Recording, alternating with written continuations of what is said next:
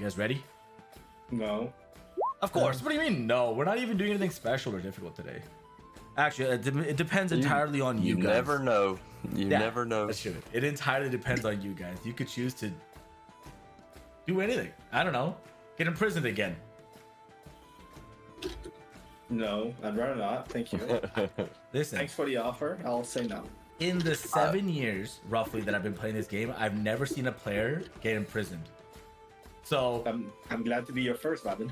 Hey, you took that V card pretty hardcore. So congratulations. Glad you enjoyed it. You can put that on your wall of accomplishments. Yes. Took Vibin's V card. It's gonna be right there beside the ladder. Oh hell yeah! I want it square, back and center, right there. I'll give you this picture. You can attach to it too. Great, I will. Yeah, just like the quadruple chin. That's freaking awesome.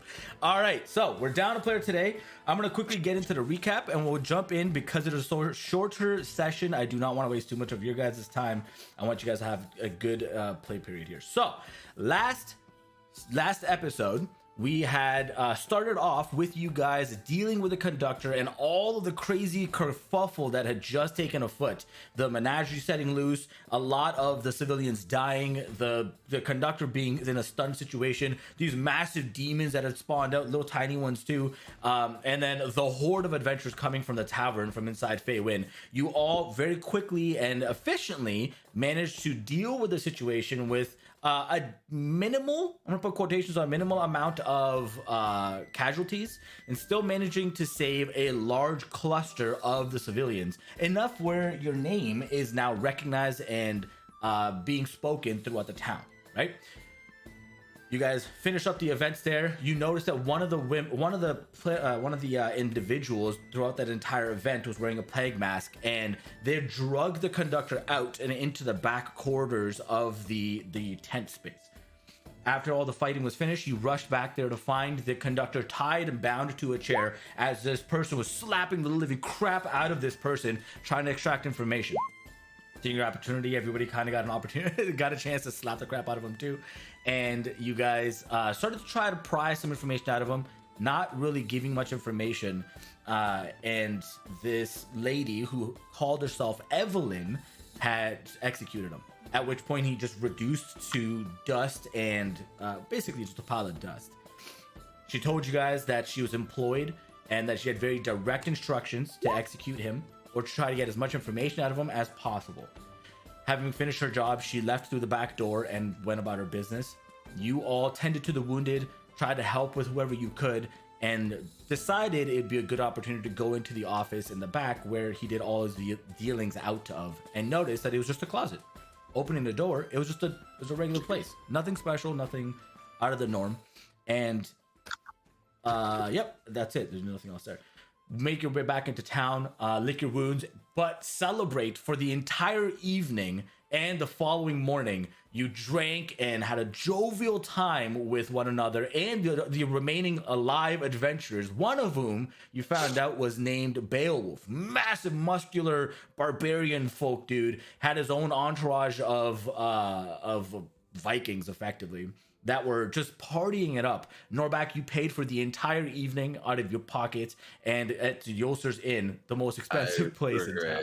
Nothing. They loved it. They were all about it. You have earned some respect among their crew, and drank with him. Did a drinking competition with Beowulf. Almost both of you getting knocked out in the middle of it during the Dwarven Ale.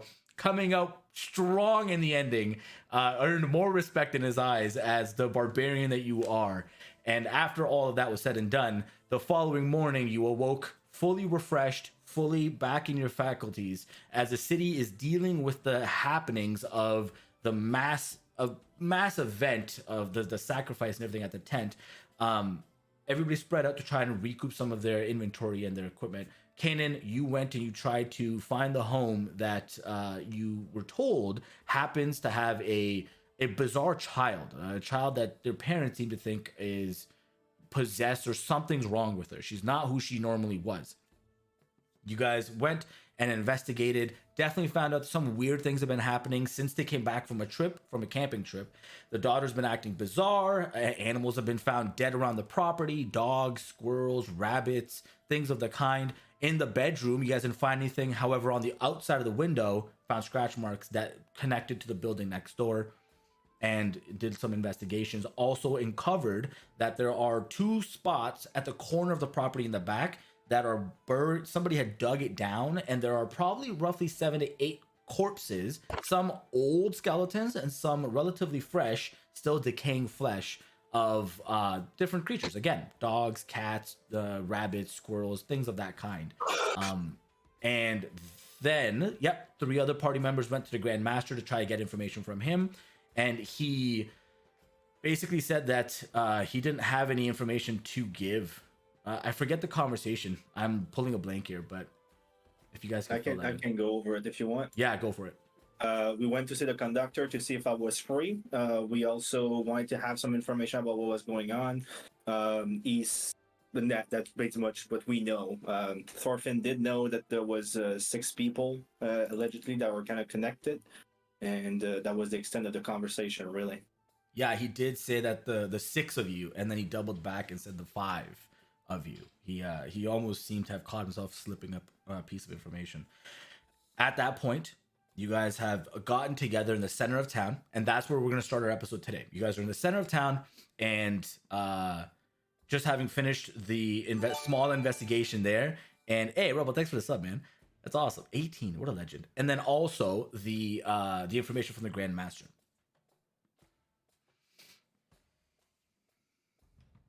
What are you guys doing? What do you guys want to do? Here's a list of things I see that can be done at this point.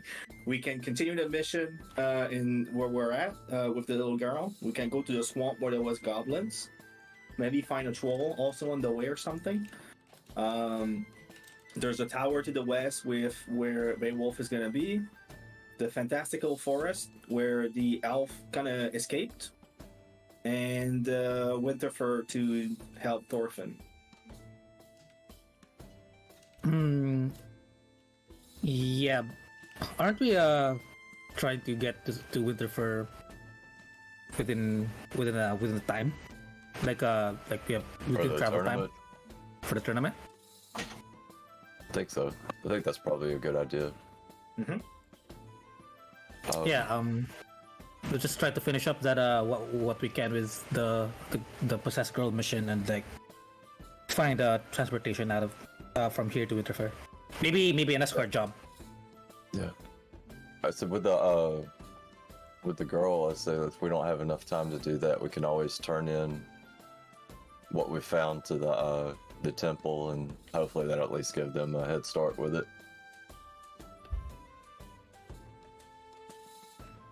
Makes sense. Sage, any Novak, any idea? What? I was not paying attention. I was looking for shiny things. That's All right. What was the conversation? I know go do something somewhere. That's about all I heard. As long as you're with us, right? You're going with us. Sorry, say What? that again? Okay. You are going with us, right? To where? Either way. I don't know. At this point, like, you to anywhere. There's Oh, you're just following. I guess that's the question. Yeah. there's a limit to where I'm going to follow, you know? Okay. Well, I think. Jesus, I'd like to know this one. okay, well, this one we're trying to get to Winterfur, like the big Why don't we town over. Hopefully by today. So we'll just try to finish up things here in Wayfin, in Faywin. Who needs And, to finish things up? Just go. They can figure it out. Right. So yeah, gear up, like potions, armor before we leave. Probably Get like a horse or two in a carriage or something, so that we can travel faster. Or see if there's somebody that needs escorts. Yeah, I can look for that. There's probably I kind of wish we went with Beowulf. He seems cool. It's still the same day as, like, you guys talked to Beowulf this morning when he was packing up his caravan. Well, is he still here? You don't know. I mean, actually, you would see him because he was right by the center of town. So you can look over and you see that his caravan is still being filled up with a lot of goods and foods and things of that kind. So one of the people is walking a horse over to the caravan, and you presume it's probably a little too heavy, so he's adding an extra meal, like a horse. Yeah, we could just go with him. I mean, if you guys don't want to spend money, it'll get us at least halfway there, I think. Is it halfway? but will that So help? Like he's getting going there? to the tower, right? Yeah. And I then mean, so it'll we be get- fun. It can't take too long, right? Yeah, I'm not gonna take the opinion of the dude who's still drunk. I'm not drunk. I'm just Like, not thinking very well. Yep. Anyway, How about how about we ask if they have like if within their party there's people going to Winterfur, so we can ride along with them on the way, but like we still need to go to a. Norm, I feel Whatever. like the guy, you have a relationship with him. Might as well go ask him. ask him if we can come with. If we can come with, and if you have some people within this group that's gonna go to Winterfur. Okay. I mean, talking, as you know. Yeah, but I mean, you have a relationship with the guy. Shouldn't be that bad. you guys are drinking buddies? Yeah. Oh yeah. Yeah, I'm gonna go try and ask him. Yeah, you walk over and Beowulf is kind of like folded arms, looking over, and he's just kind of like delegating people to be like, "Hey, make sure you keep the ale flask over there on the cask correct. Okay, don't easy access. Don't forget." He's kind of like busy in the doing that. Steve comes over, he's like, "Hey, it's our bottomless pit of money. How you doing?" Hey, I ain't got that much money. I run out eventually. How are you today, bud? I'm fine. He like goes for like a high five. I'll obviously give him a high five. You can't just turn down a high five. Yeah, it's strong. It like meets you can hear a clasp that just rings out the center of town. It feels strong. Anyways, we need to get to what town? What's the name of the town again? The Obsidian Winterfur. Tower? That's not a town. That's just the place. That's where I'm going. No, like the town that's past that.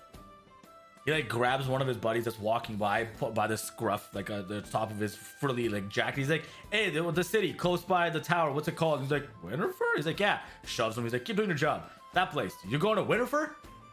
Yeah, and we were wondering if you guys were gonna ever end up that way. Oh, 100%. Yeah. Once we finished at the tower, and I took all the stuff inside of that thing, I was gonna go sell it at Winterfur. Well, Gotta I have was money. wondering if we could come with you because we don't want to spend money on horses and stuff that we're gonna. We got that. Plus, it'd be fun to come with you. You're a really cool guy. I like that. Yeah, I mean, I am a pretty cool guy. Thanks. I agree. Yeah, 100%. You can definitely come with us. There's no reason you can't. We're hanging out. We're chilling. We're gonna be drinking along the way, eating, having a good time. We'll probably pay that really weird bard in town and have him sing for us the whole way there. Yes. Damn it. It'll be something to listen to, I guess. Exactly, right? You gotta travel in style sometimes. Eh? I mean, I can't argue there. Exactly. And I'm not gonna lie, it's kind of morbid around here. With all like the dead people and stuff. Like, the energy's really low. You know? Yeah, you're right about that one. It might have something to do with the lot of dead people.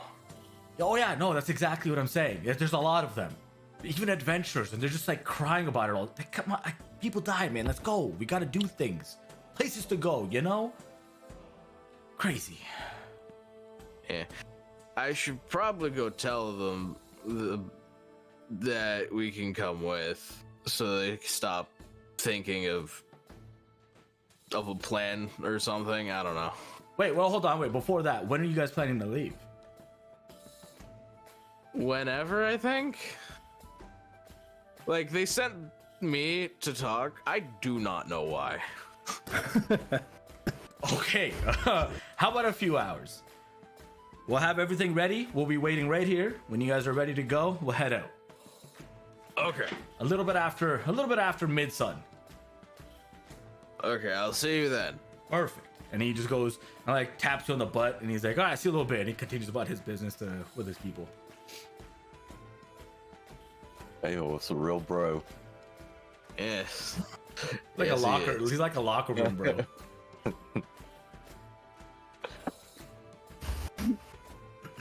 It's like, Okay. okay, guys. Okay. So, well, he said we could come with, and he'll be waiting for a couple hours. It was like, he said a little bit after, what was it, noon? Yeah, noon. Guess we can come with. Unless you guys have a different idea, but I think it's a good idea. That works for me. Yeah, I guess we'll just So we just we could use the ride. Yeah, we could use the. It's like, yeah, they are heading to Winterfur after they do the tower, anyways. Okay. I mean, maybe we'll have a look. yeah. So seeing how he ran Don't through be so many offended. people at the tent, maybe the tower won't be that much of a challenge for him. Yeah. Maybe probably not. Okay. So I guess we now we should- just need to just get any supplies that we Probably think we may need po- for the Yeah. get some potions. So I can go to the temple and turn in that stone to them. And What stone? the was it a stone we found in the house that we thought Yeah, with a mark on it. with the mark? Yeah. You see, my memory is as though I'm drunk Oh. all the time, That's, even though you will never know if I'm actually drunk. to me hits the head, right? Yeah. Okay, so what's the exact course of action we're going with here? I want to go get potions. Okay, Yeah, easy so I need enough to some do. potions, too. All right, you guys make your way over, and typical same old location. You guys walk over to Sarah. She's inside the magic shop here, and she's helping a few other adventurers that are sticking around. Some of them are buying scrolls, and you see one of them take a huge sack of coin to put it on the counter, like it's heavy. And she opens it up and she starts to run her hand over it. You see a number appear on the other side of the sack. She's like, okay, nods, takes the sack, puts it underneath, and it just vanishes into another pouch but on her hip. And they take it and they're like, oh, we'll be able to get him back with this. Thank God. And like they walk out the room. She sees you guys come and says, oh, welcome back. My reoccurring customers. How you guys doing today? The usual? Yeah, we're here for potions, and it's gonna be like, yeah, it's gonna be like probably gonna be I'm not gonna be coming back for a while because we are leaving Faven. Oh, well, hate to see you guys go. You're my best customers by far. I'm sure we are. By far. Well, how many potions can I help you guys out with today? 2 from How much are the potions again? They're 50 apiece. 40. I thought we had a discount. 40. Oh, you guys are going to the general merchant, not Sarah. Sorry, that's different. We're gonna reskin that and say that's Bob you're talking to at the general merchant. I was I was And- wondering why Bob was female now. Yeah, And no. I'm like, wait a minute. It's like, where are they Something going? man, no. Sorry. And the adventurers are still there, except they're buying rations and they're saying, "Oh, this would be great food, but we'll go back home and not starve to death." All right, cool. Not starving to death is always great. Yeah, exactly. It's my favorite pastime. He finally comes up. He's like, "Oh, my sponsors, how you guys doing? Oh my gosh, yes. Okay, yeah, I got poached. I only have 8 in my inventory today, though. A bunch of these guys traveling today bought out basically my whole inventory. Yeah, they're 40 apiece. So he points at you, but he's like, "I'll be 80 for you, bud." Dude, thank you. Starts putting them out on the counter one by one. That's I'll take 2 as well. Okay, 80 for you. I'll take 3. Okay, 120. And then he looks down and he's like, That's one left for you, big guy. Oh, okay. I'll just look disappointed. He's like, Sarah's always got some inventory on this stuff too. Like I have mine, right? But she's got hers too. She's got probably more potent ones too. If you kind of feeling a little special. Fine, I should probably get more than the one. He's like, so are you buying the one? Yeah, I'm buying the one. You pay him the 40, and in front of you, Thorfinn, it's almost like you watch two hands will go around Norbak's neck and like deceptively, like a magic trick. The minute Norbak grabs the one, the other one gets placed into the hand, and it's to you, Norbak. It's like they're divided in two. Whoa! It became two. And even Bob looks over and he's like, "What the? I don't remember." He's like, I guess you get a special today, 2 for 1. Enjoy yourself there, big guy. Magic potion, the splitting potion, yay! Free potions. Hope it doesn't split you in half. That would suck. Oh no. That would be bad. I don't know. I'd like that. Two half barbarians, both with one leg, one arms, hopping, and just both able to wield on their own initiative. Holy crap! There's just really angry arms and legs. Yes, exactly. please. Like, how do we not have that in the game already? Hey, don't worry. You guys let that. You guys let Oswald live. There might be that in the future. Yeah. Oh good. I probably want to head over to the Sarah burst and buy a couple more potions. Okay, well, you go to Sarah's shop. I'm gonna narrate what I narrated earlier. The adventurers are buying a scroll. They pay the money, and they're like, "Oh yes, we can bring them back." And then she says, "Okay, how's it going, big guy? Yeah, we got stuff. Again, depleted inventory for some of the stuff here, but I mean, I got potions for you. Yeah, regular ones will run you 50 a piece, and then if you want the next one, it's 250." I am too poor for that. Yeah, sucks. I'll buy one regular one. All right, she takes one out from underneath the counter and puts it on top. There you go. Bye. See ya. Okay, all of you guys have your provisions available now. I mean, for me, guys, I don't need anything else. My life is very simple, so. Yeah, no kidding. It's up to you guys. I'll follow with you. I'll be in until. Is there anywhere I can buy like a keg of ale? A keg? Yeah, you could buy a keg from Yolster's Inn. She's always got extra supplies since she's a higher end place. It's gonna run you a fair bit though. Like how much? Because I only got so much money. Depends which one you want. If you want the regular ale, the first tier, then it'll cost you 10 gold for the entire keg. And we're talking like a proper like 4 days worth of drinking. Mm-hmm. And then if you want to get the second tier, it goes to 35 gold. And then the Dwarven goes to 100. I'll buy a keg of the Dwarven. Holy shit. You walk in and she's just like, oh my god. You okay? I mean, that's fine. It's not a problem. She walks to the back. She's like, I'm not even gonna charge you extra because you gave me so much business the other day. Just gonna give it to you for the price I get it at. Brings it over, has the other brute in the building working, puts it on the counter. It's like, I'm sure you'll have no problem carrying this. No. She takes her 100 gold. It's like, I'll see you next time, I guess. If you live after drinking this. I will be fine. Probably. So you said last time you almost passed it on my bar? But I didn't. That's the thing. But you didn't. You're right.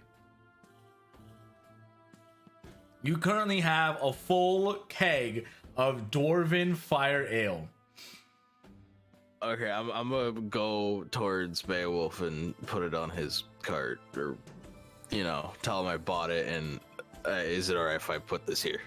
Oh, he immediately gets super excited about this, and he tells the other guy, he's like, get that crap out of here. I want none of that honeybee nonsense. Get this primo shit in the front. And he puts it right in the front where like he would be sitting to steer the cart at the top of the caravan. We'll be like, drinking good. I'll make sure of that. It's like when you would put the cup holders in between the passenger and the driver's seat. It's right there.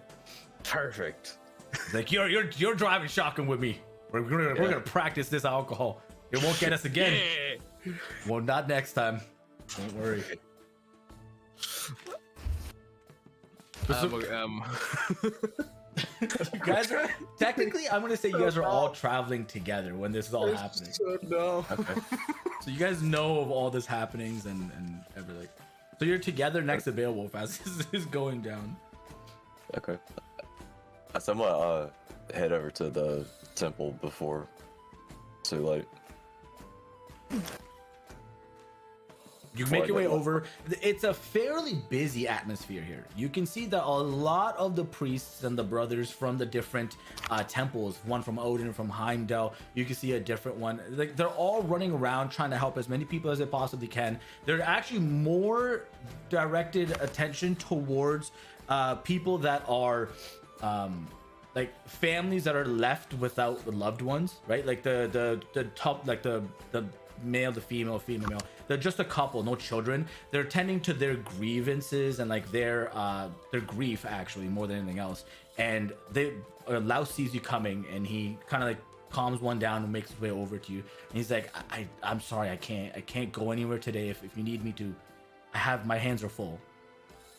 I know. I said I'm not expecting you to go anywhere. I just wanted to give you a little update on what we found out about the healer's daughter. Oh, okay. Yeah, so fortunately we're not going to be able to finish this business for you, but maybe we can at least point you in the right direction where y'all can take care of it. We found this stone and hand the stone over to him, and we believe that has something to do with what's going on. We also think maybe her doll has something connected to it, so maybe if you separate her from her doll, that may give you may actually settle the problems. I'm not really sure, but that's about all we could really find out with what time we have before we have to leave town. He nods and he takes a piece of object and he says, I'll put this into the right hands, and depending on when Idor comes back, hopefully he'll have the opportunity to deal with this, because I don't know, but we don't have that capability. If something goes wrong and all of a sudden we got whatever it is walking around with us, we're dead. That's just the bottom line. So hopefully Edgar comes back soon and then he'll take care of this. But thank you for that. And if he comes back, I'll make sure that he has an extra little bit of coinage set aside for you guys for the effort you did put in. Yeah, that's not necessary, but appreciated. Oh, okay. Well, I appreciate the volunteer help then. And that is very gracious of you. I could use some help, in exchange for that small service. Sure. Would you be able to point me to a priest of Ron? Priest of Ron. Starts to think about it and he's like, I think I have a few contacts across Winterfur. It's such a large place and so many different walks of life come there. You can find a temple of anybody there, and I know there is one there. It's small, but it exists. There might be a few that are still traveling through town. Are you staying for the day, or what are your plans? Maybe I can have a couple of hours. Where can I find you in a couple of hours? I'll find somebody. I'll be around the temples, the town square. Okay, I'll have somebody run over to you if I can find them, because there's only a few running around right now, so I have to get a hold of where they are, and I'll send them your direction. Fair enough. It was Yubo, right? Yes. Okay, all right. He's like, yeah, I'll get that as fast as I can. Thank you, appreciate it. Certainly. And he's kind of like expectedly waiting for like an answer, but he's like backing up to try to go do his thing. He's like, have a good day. All right. He leaves. He goes back and starts to continue helping everybody else in the space here. I'm going back to the town center at this point, kind of just waiting there. Sounds good. All right, you guys, for the next, unless there's anything specific you guys are doing for the next few hours, I'm just gonna fast forward that time. Cool. All right. So I can't think of anything I need to do. Perfect. For the next few hours, you guys see a lot of people, large clusters of people that are also leaving. It doesn't look like a flea or mass exodus, but a lot of people seem to have no ties left. They're very mellow and like melancholic in their presentation, and they're just like heads are droopy, clothes are just kind of like happenstance placed on them. They're like, there's no like synergy to what they're doing, and they're just leaving, backpacks full, to possibly a new life, better futures ahead type of stuff. And eventually you do see one of the priests from Heimdall's temple running over, and he's got another person with him, also draped all in a dark, like it's like a light blue that starts off going down dark to the bottom, like an ombre transition here, and runs over and he introduces who you are to the other person, and he says hi. And well, immediately it's extremely bizarre, but the first thing you notice is that they're a tiefling person, a humanoid, and they say, hi, my name is Marissa, and I am a priest of Ron. You wanted me.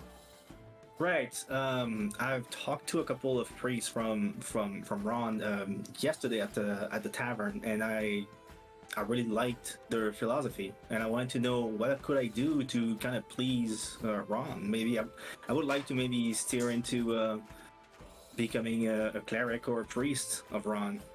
Oh, wow.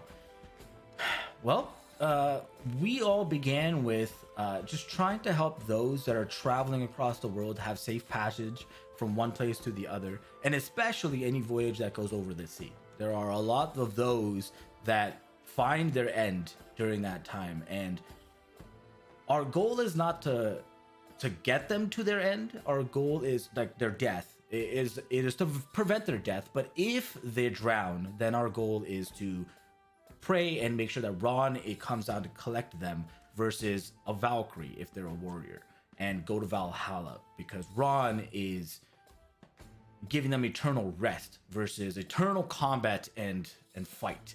So if you come across somebody that is less than likely to survive, try to help them make it to their end alive if possible. But that seems like a tall order, so I would just, she kind of like reaches around through the pocket and brings out like a little mug and hands it to you. Says, this is an ornate priestess mug that we have. All of the accolades have this. If you find those that are down on their luck, feed them water from it. They will find better luck that day and hopefully turn their luck around. Perfect. I'll keep that in mind. I would start there, and that should be a good beginning. Thank you. That was it. Okay, and then you can see immediately there's like somebody that's puking their brains out on the right. They like rush over and they like go to look for the chalice. They're like, frick, don't have it. And then you just start to cast like a spell, and they're producing water in a space near them, and they're like trying to feed them the clean water and stuff.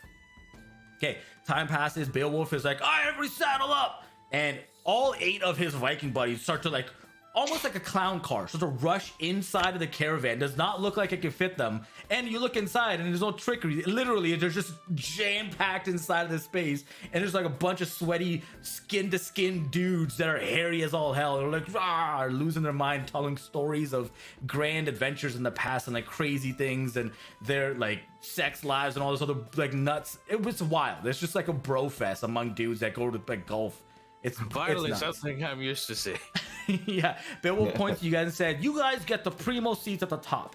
And there's like this special little carpeted area made for those that are just traveling that he finds that has like more respect towards. And then he taps the seat next to him by the driver's seat and says, Norbeck, that's yours. Oh, hell yeah. Just hop over. Did you bring a mug? Shit.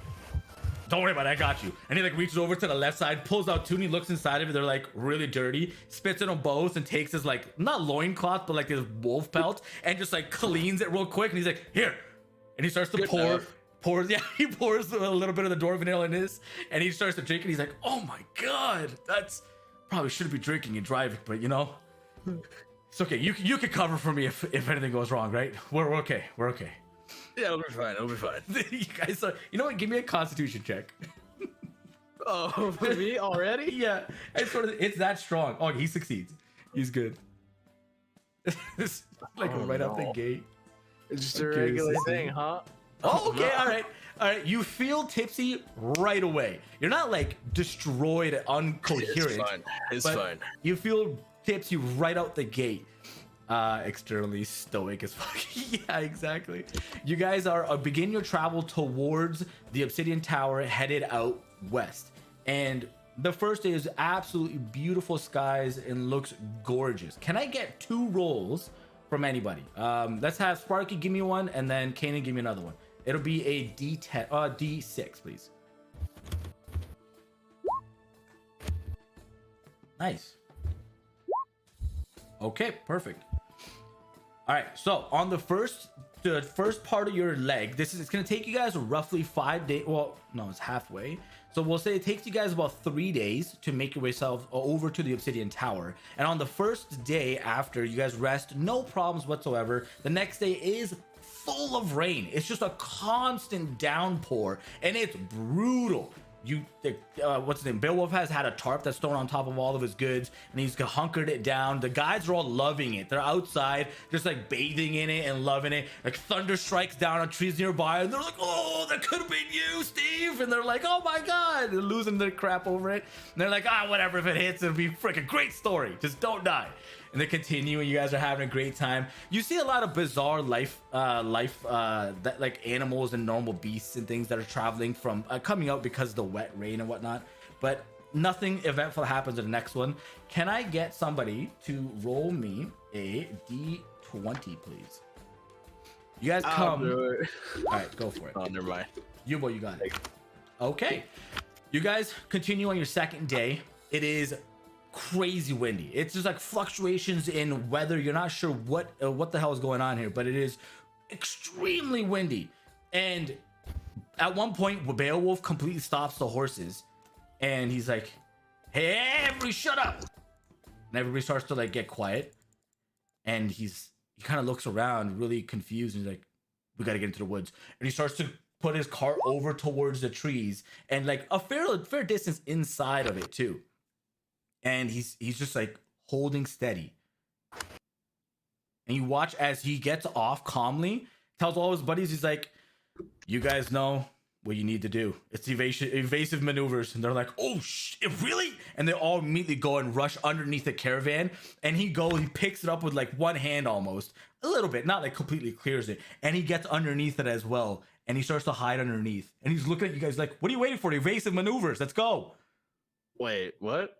I'll run underneath the carriage too. Give me a stealth roll. So why do we have to hide? He's like, "Shh. Okay. Then I'll just try and join them under the damn thing. Give me a stealth roll." Oh boy. Wait, did I ever buy another thing of scale mail? I think I did, didn't I? Nobody bought any armor. Okay, thank God. Wait, I did. Yeah, you did. You bought armor. Yeah, you did. You did. You were there. Yeah, I was gonna say. I'm pretty sure So you I'd be guys rolling did. stealth at disadvantage. Yes. This is gonna be a group unanimous success. Okay, So I would we've got. Oh, you guys failed as a group. Nice. All right. Well, let's see what Beowulf rolls here. His group got a nat 20. All right. Okay. All right. Okay. You guys wait, and it's a very awkward silence. Nobody's talking. Nobody's saying anything. Beowulf sticks his head out, and he's like, "It should be here any second." And as he says that, you start to see all the canopies of the trees start to sway heavily, and then they stop. And then another heavy swing of all the canopies, and you can sense these gusts of winds coming in out of nowhere. And then all of a sudden he's like, "This is gonna be so cool. No one say anything." And you just see this massive shadow just cover the entire street or this area that you guys are on. And then about 200 feet or so away, you hear this huge hit to the ground. The entire ground in your space also quakes, and everybody turns their head like cartoon style from behind a wall. All your heads stick out, and you see this huge green dragon, massive, with spines coming out, tail probably 20 feet long, and wings that it's just shaking off. And in front of it is this very large goat that had just landed down on top of, and it's just tearing and shredding into. This thing itself is probably a good 20 feet in size, and it is just going to town. He's like, and Beowulf looks over at you, Norbak. He's like, "I've never seen a green one before. That's so I've cool." never seen one at all. Oh, well, let me tell you a little bit about these things. They are the trickiest things to fight. They don't come down to the floor. They just stay in the sky. It's really annoying. Cheap bastards. Right? What are we supposed to do? It's not like I can go up there. Stupid. Fight me on my own terms. I would love to go up there and just beat the crap out of them if I could. Today's not the day, buddy. Today's not the I day. know. That one has Even got to I'm be. not that stupid. Sometimes I am. I have a feeling we're on the same level of intellect. Don't worry. He's like, he continues like, that one is probably an adult, if not starting to approach a little bit older, probably 300-400 years old. Oh my god. I have no idea what that means. Majestic, beautiful.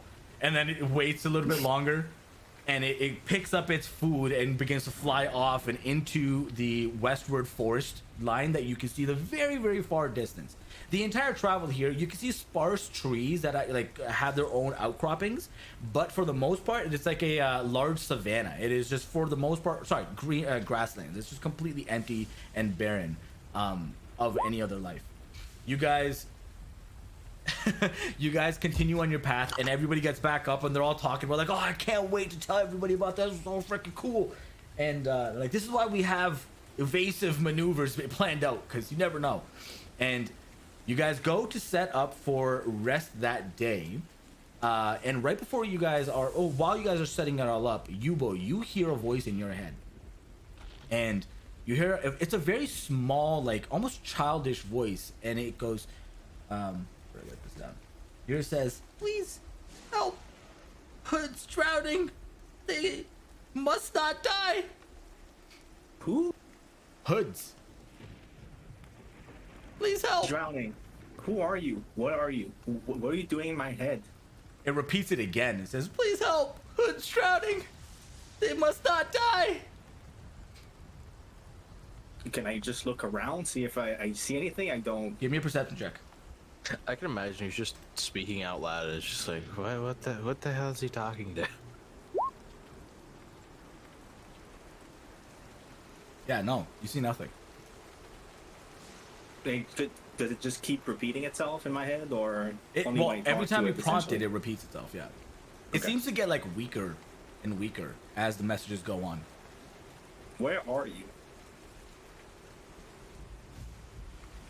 You know what? How can I help? There's bridge crossing, creek. Which creek? There's only one in the entire world, right? So where are you?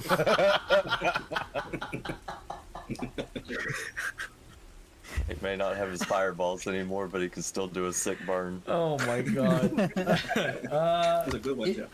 It says, or it just says, close, very close. All right, I'll go regroup with the group and try to ask them if they know where a creek would be. Maybe Joe would know. You know, he knows the land pretty well. Joey, give me Hello, a survival check with advantage, since it is technically your favorite terrain. Okay.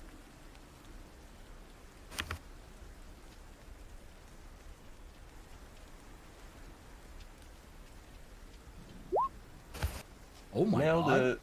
Wowza. Nice crit 20 on that. That's amazing. Yeah, you know exactly where there's a creek. There's actually a small little like lake, a body of water near the obsidian tower that is to the right of it. Sorry, yeah, like northeastern space. And there's a creek that runs through the path from Feywind to the obsidian tower. And it's marked by travel specifically because it's one of the only cobblestone made bridges over a creek. For no other reason, somebody just decided to do it themselves one day, but that's like a landmark for people. And it's about like a half mile away from you guys.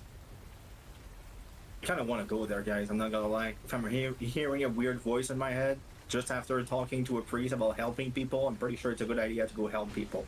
Hey, the voices in your head talk too? Yes. Same Z's. I look at Kaden. It's like, okay, I'm starting to question the sanity levels of our members. The difference is I never had to give blood to hear mine, okay? Well, the second one, I didn't have to give blood either. I just had to touch it. Oh yes, touching things, nothing healthier. Yes. Okay, yeah, I'll go with evil. Yeah, why not? Okay, you guys walk up this path for a while. You continue to hear the sounds, but they're getting more and more frequent and louder. Still very weak in nature, but you guys eventually make your way over to a green opening. Oops.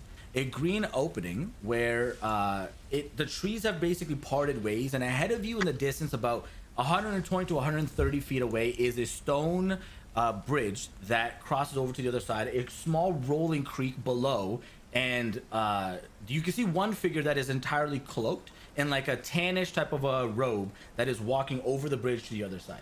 Not doing anything in particular, just walking away to the opposite side. Okay, I'm just gonna try to reach to the voice in my head and say, "I'm there. Where are you?" Again, it repeats itself. Please help!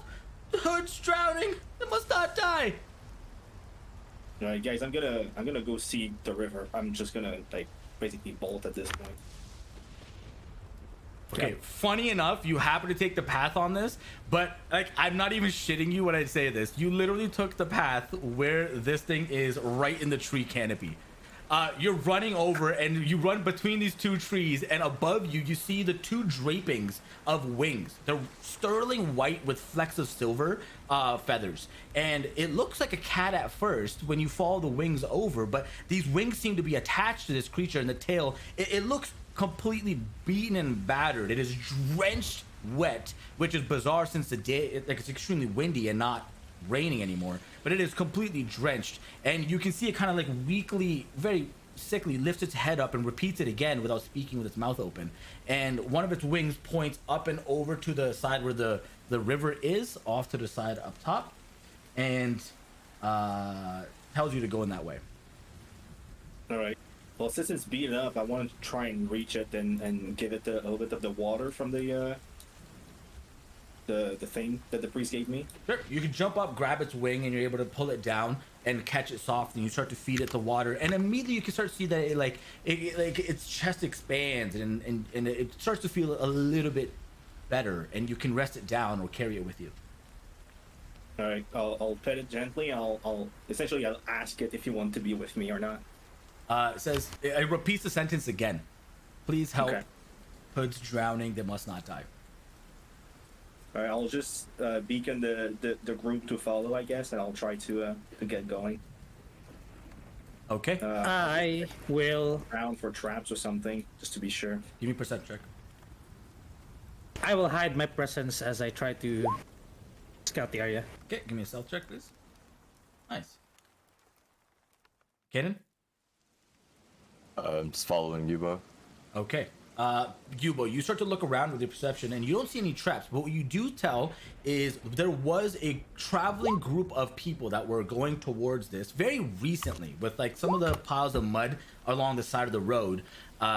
You can tell that something had happened, and there was almost like an ambush situation. More feet had come together and dispatched of them, broken them up, and there was a lot of like dragging of folks. Their feet are dragged away. There's a smaller prints that you can very quickly identify are related to this cat creature that you just found in the tree, and it immediately vanishes off of the tracking. And one of the other footprints kind of like breaks off from the group, and you can understand that this thing took flight and somebody tried to follow it, but it lost track of where it was.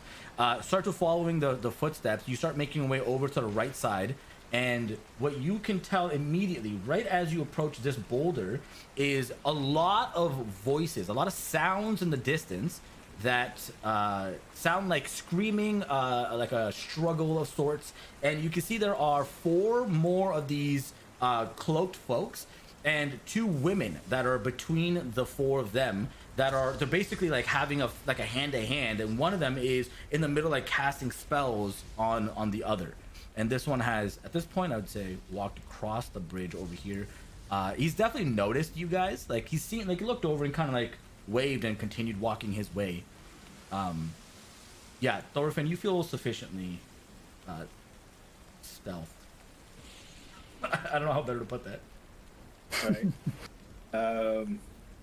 Well, guys, I don't know about you, but I think it would be a good idea to like try and help these people. It's like people are just fighting there. It's random. People are drowning apparently, so maybe we need to help the 2 ladies. I We can at least get over there and see what's going on. I'll just Okay. check if there is anybody in the water or something. So what are we doing? Killing people? What?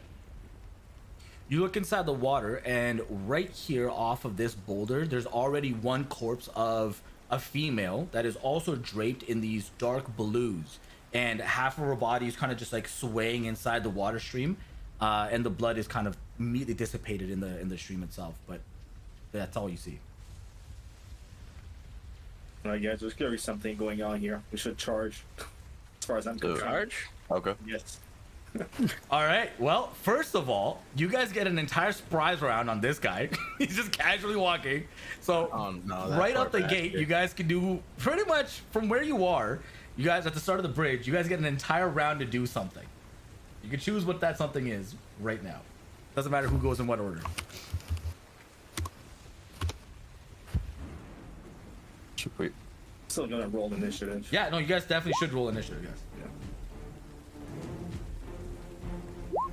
Definitely roll initiative. Nine. God. I don't know if I even want to roll initiative on this guy. You really shouldn't. Don't know. Never know. I forgot to. I keep forgetting to roll for more different number of charges for the goddamn greatsword. I should do that before I really forget. Do it right now, yeah. Okay, so Thorfinn, you're first. You see this guy on the other side of the bridge, and you can go for him. He's kind of casually walking, doesn't care that you guys are behind him. Oh, he should not. He should regret that decision. Okay, I will move myself next to him. I got this. I was gonna go for like something non-lethal, but because like with North can. there, I probably like You 100% go for something non-lethal. So I'm gonna I like, don't even know who they are. Like, So I know you do. They're hurting somebody. That's we don't know that yet. That's the thing. We don't know that yet. I don't know who is doing what in this Alright, situation. you We're gotta just- go. just see what's going Fine. on. I'll just hit him really hard so he gets knocked unconscious or something. All right, Sneak attack. both of you go ahead and give me an attack roll. I missed. You Probably. did. You did miss. God damn it. You know, I'm just gonna roll my thing itself. So it's D20, D20 plus. My 5. guy. Wow. You guys both Wait. run up. Wait. I should have advantage because like that's I like a forgot. surprise No. attack. I No. meant to reckless on that. but Surprise whatever. attacks are not advantage. They're surprise rounds, or you just get a full round. I am right next to him. Right, but surprise rounds are I just know. a full round that Damn you it. get to have a turn and they don't. I meant to reckless that, but oh well. Yeah, Thorfinn, you go up and you try to stab him, and well, actually, you like flip the dagger over and you start to try to hit him in the back of the neck. But like he's just kind of like jauntily walking like this, and it just like goes right by the side of his head, and he's like, huh? As he looks this way, you come over and try to hit him with a sword on the left side, but like misstep on the cobblestone and just completely whiff on the side of the road. He looks down, he's like, what the hell? And before he still has to react here, Kanan and Yubo, you guys still have a turn.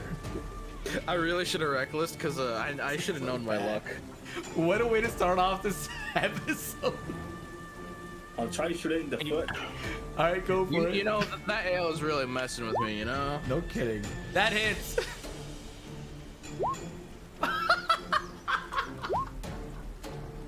Just a warning shot. Hey, I'm just trying know- to stop him from running. That is a truly non-lethal amount of damage. Yes.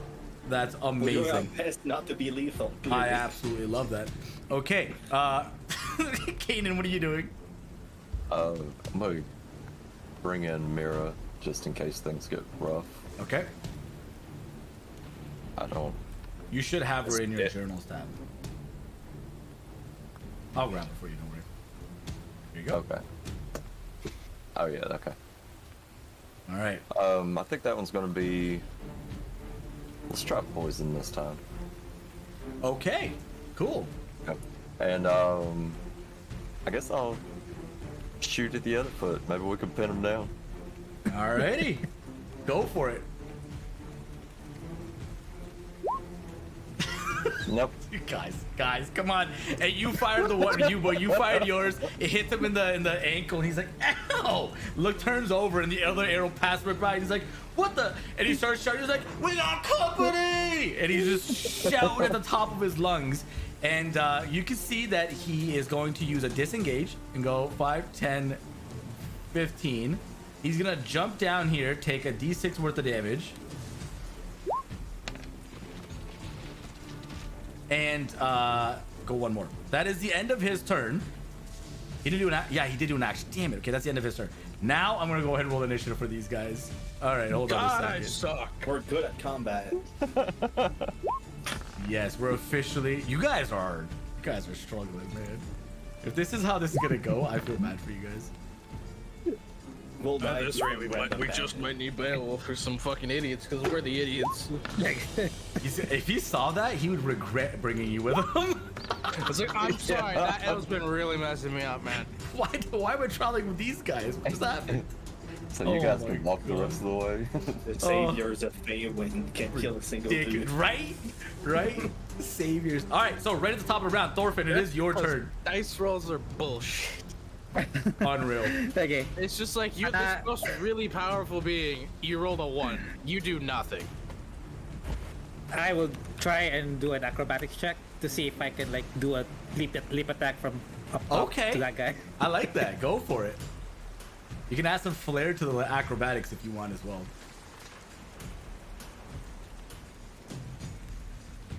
Oh jeez, there we go. Okay, Hey, what was sure. this in your attack? Holy crap. Are you still going for non-lethal, by the way? Nope. Okay, time never it is mind. with Give you. me an attack roll. You go and you use your momentum. You do a backflip off, land on like the back of your feet, and start sliding down this small slope, and then dive forward, doing a spiral barrel roll with your dagger and scimitar or whatever you have, short sword in the other hand. And right before you go and hit him, I've been screwing this mechanic up, and I have been meaning to for a while. You hear a sound all of a sudden that goes, "Hey, watch out!" And he's like, "What?" Turns around, and you watch as he's prepared for it for some reason, and he's able to dodge out of the way altogether too well. You miss. God, whoa. Okay, so I'm probably like next to him now. Yep. And Yubo, with where are you on this? Yeah, with your he's down. Never mind, nothing. Okay, that is C. Yeah, you're down here with him, right beside him now. Cool. All right. So the next one over here, this guy, you watch as he says, "You got this, right?" And he starts to walk off, and this lady's gonna try to punch him. Got a nat 20. Okay. Oh my god, that's She's hilarious. gonna kill him for us. That's so It was a funny. distraction, or just a distraction, guys. Oh. She did 8 damage. Wow. She did max hit, max damage. Okay. Oh my god, what is that math wise? Holy, he looks critical as he starts to punch. Actually, no, he's gonna stop right here, and you watch he starts to draw symbols across his chest, and is busy right now. Okay, next up is this guy. He's gonna turn around to you, Sparky, and he reaches his hand out, touches you. Oh no, he's gonna go for a punch. Screw it. He's just gonna go straight for a punch. It's a lot easier. There's a 16 to hit. Using my defensive duelist, he misses, so I can't react for the whole Okay, round. that is all he can do on his turn. Kanan, it's your turn. Okay. You have going. full view of everything on the field. Oh wait, I don't even actually need to use my defensive duelist because like my AC is like 16 now. I forgot to add the factor of the studded leather. Heck yeah. Oh yeah, you have a +1 now too. No, I didn't buy the thing. Oh, okay. All right, Kanan. Okay. I'm going to move here. And let's see. You can fire at them from on top of the bridge. That'll still be. Nah, this will work down here, I think. I'm gonna shoot at the guy by Thorfinn. Okay. You're going for this guy. Yeah. Make it happen. Nice. That actually does hit. Doesn't kill him. He's looking bloodied, Okay. but he's still alive. I'll go ahead and infuse that then. Maybe we'll finish him off. Yep, that does. Nicely Okay. done. You watch And then as the I'll poison move hits there him, starts here. to like corrode into his person, and he just drops to the floor.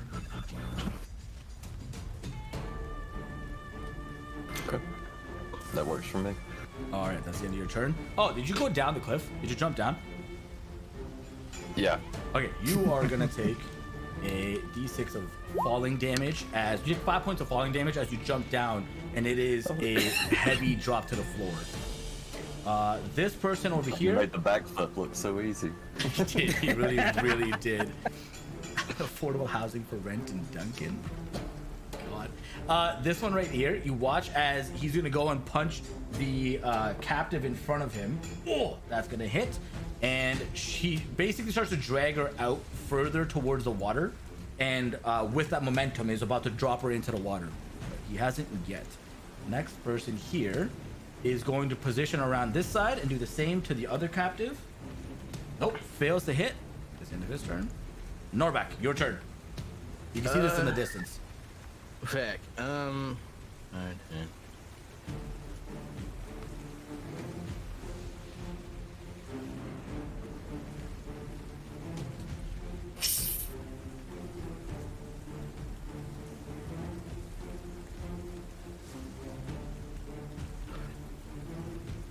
I'm gonna use the dash action and all that shit to get all the way up here.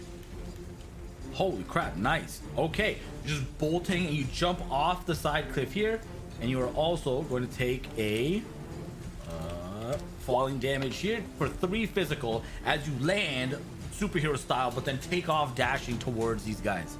Okay, Kanan. I really wish I could just yell at these guys, but You can try. There's no. Well, you use your action. Never mind. Kanan. It is. Wait, what? It's not me. Yuba. Are you confused or what's going on? Yeah. Why did Kanan just went earlier? So why was Norbak? I think I screwed that up. Well, Right. no, my initiative was there. It's No, fine. not you. Norbak and Kanan's turns. I think I got them backwards. Anyways, not the point. Yubo, your turn. I'll try to shoot an arrow at this guy. Yep. This guy you can see is currently busy drawing symbols across his chest. Nice. That hits. Okay. 4 damage. He is looking bloodied. It is the one on the back's turn. He is going to also try to hit. No. He is going to. Oh, she already hit the other guys. 5. You can see this guy over here behind the tree, and he starts to also he like plants his feet into the ground and starts to draw these symbols across his chest as well. Thorfinn, it's your turn. All right. I will move my way next to this guy and attack him with my sword. All right, go for it. That's God You damn it. run up to him and you're about to hit him again, and you hear this again, second time now in a row, booming voice that says, "Hey, watch out!" And again, it's like he's like hyper vigilant and is able to dodge out of your way really easily. I use my bonus action to attack with my dagger. Okay, There we that go. hits. You actually just straight up kill him. Nice. You run up and you're able to find the perfect points of insertion and get him right at the back and sever his spine, and he just drops to the floor and stops breathing. Nicely done. Yep. End of my turn. All right, it is this one's turn. Okay, this guy, you watch as he stops his drawing on his chest and turns into. What the hell is my picture? Oh. Spaghetti-o. Oh, I don't think I have. Turns into it. Norback, run! I'll be fine. You guys kill him. I don't think I have. He turns into a kitten, right? Of course, the door. A basket of candy. This works. Yeah. Okay. What is that?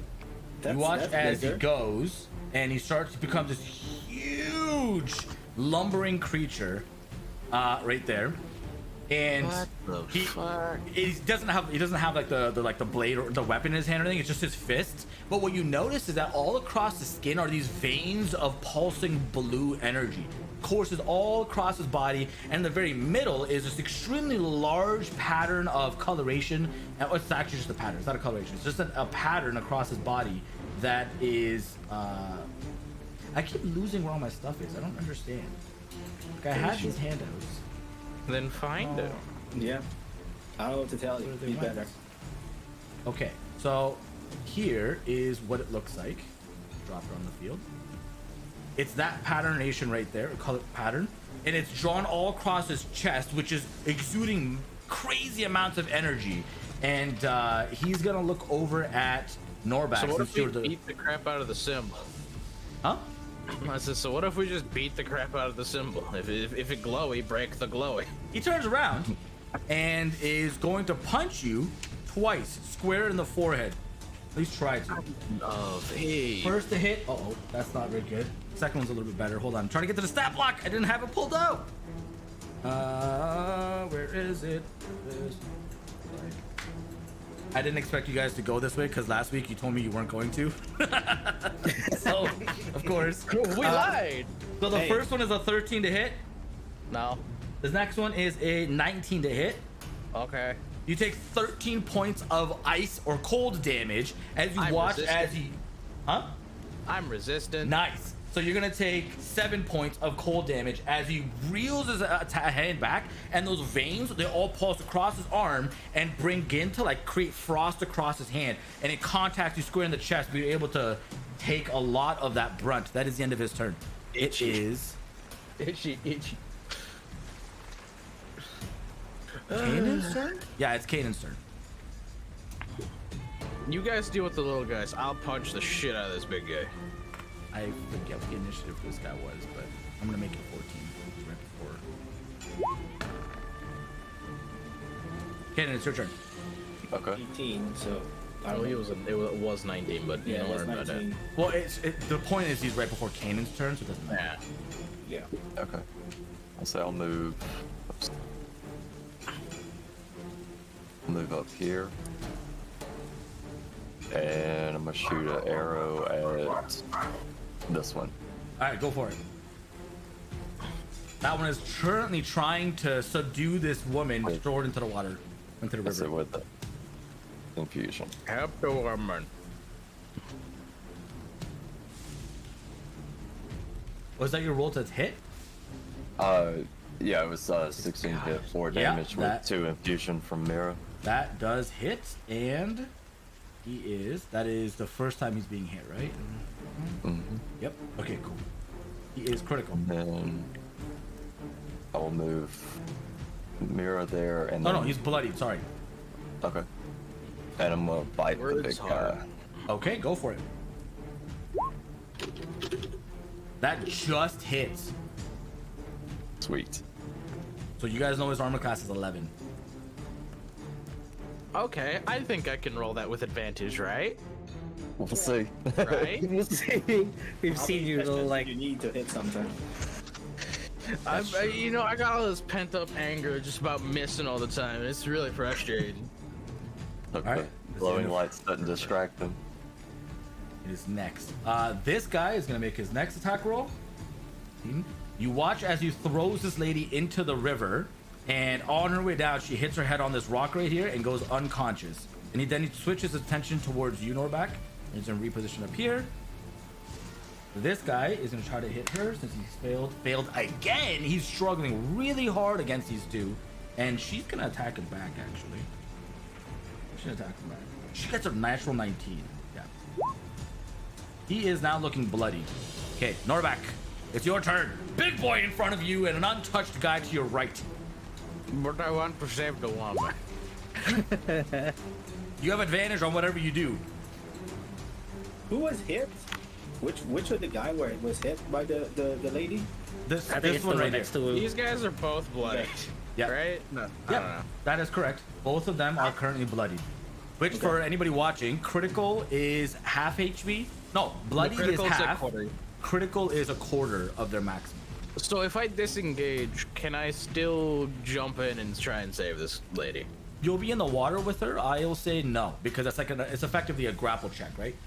So I'm gonna say you can get in the water. I'm just gonna take the damage anyways by jumping into the water to try and help. So you're gonna take the hit. All right. So oh god, dropping stuff. Well, that dice is gone forever. That's a natural 16, and then from the other guy's a natural 14. So you're gonna So take. only one hits. Yep. No, it's a natural 14 plus 3. Oh, yeah. So yeah, yeah. the 17 hit. Barely. Okay, so it does. It's like 1 over my armor class. Okay, so it does hit. Ties go to the attacker. Don't forget. So you're gonna you would have taken 13 points of ice or cold damage. You take 7, and then from the other guy, You would have taken 4 points of physical. So yeah, you take it off. So that's 11 points total damage that you get hits you. I was only in one dude's area, right? Oh, You were right here. They're both So within 5. I'm gonna use Stone's Endurance on this fucker, and while I'm jumping, I'm just gonna flip him off like fuck you. Okay. Damn. Oh my god. So you take That is 3 a points. terrible roll. I rolled a 2 out of a D12. So you take 3 points of damage from the ice and 4 from the physical from the other guys. So you only take 7 total. And the big guy is pissed. He's so upset. All right, but you are in the water. You're able to quickly swim over with your speed, and you're within 5 feet of this lady, so you can grab her if you want to try to make a grapple check. I want to grab her and try and help her.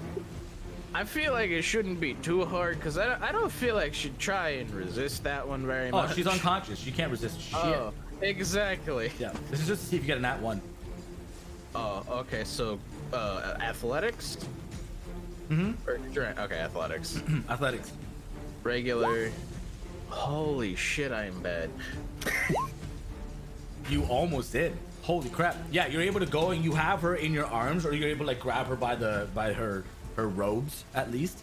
So you have control over her. The stream isn't super strong, but it is carrying you 5 feet around down further downstream. Yeah. So is there any way we can, like, how tall are these the rocks here? That's a good point. Okay, that is, I should have narrated it. That's a 20-foot drop. Yeah, that's much worse. That's 30. You take 20 feet of dropping. That's why she went unconscious. So you would take. But it's water. also. Yeah, it's all falling damage in D&D. But it's water. You can fall 30 feet into water and be fine. It's It's true. I've Well, jumped yeah. off cliffs People do before. it all the It's fucking pretty time. fucking high to get actual damage from falling in water. That's unless fair. you're I'm not. in I'm shallow fine. water. That's a lot. That's logical. That's logical. We won't roll for damage on this one, and I'll check for the ruling on it next time. For today, we won't do it. I say, Logic unless- dictates you can jump into water from pretty high. Unless he landed flat, he's doing okay. I'm not doing a fucking belly flop, okay? Oh, That would've Kanan, there's hurt. 2 of you. That's why. There's 2 of me. There's 2 of you in the initiative order. That's why you've Okay. been going twice. Can I see any way That's of like getting out of this stream? Not right now. Your turn's done. U-boat, it's your turn. Okay. You're in the water. I can't move. You use your movement to get to her. Yeah. Oh, Right, 'cause- well, that's great. Unless you have a swimming like feature, swimming in water, I think is half your speed or a quarter of your speed. I don't remember. I'll check. I can that. look it up after Please, my turn. please check. Yes, after your turn. I'll move here and I'll try to shoot that dude over there. Okay. And I'll just go look for the rolling, okay? Let's just do that. All right. You fire your bow. Unfortunately, just goes wide. And for your information, there's no rules for falling in water in the rock, so it's kind of make it up as you wish. All right. We'll change the rules on it. We'll figure something out that we all agree on, and we'll do that for next time, for future. Okay. For today, we'll just go with no falling from this height. All right. That's the end of your turn, Rubo. Basically, swimming is equivalent to like it's just double. Okay, so it's just difficult. All right, cool. Yeah. Thorfinn, it's your turn.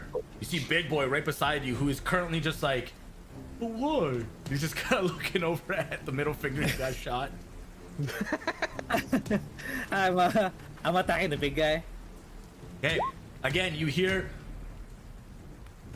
the shouting of somebody going again. They're like, "Hey, watch out!" And the giant ogre's like, "What?" And he looks over, so he's like, "What?" And then you just stab him right in the center of the symbol on his chest, and you rolled a nat 20. Good God, well done.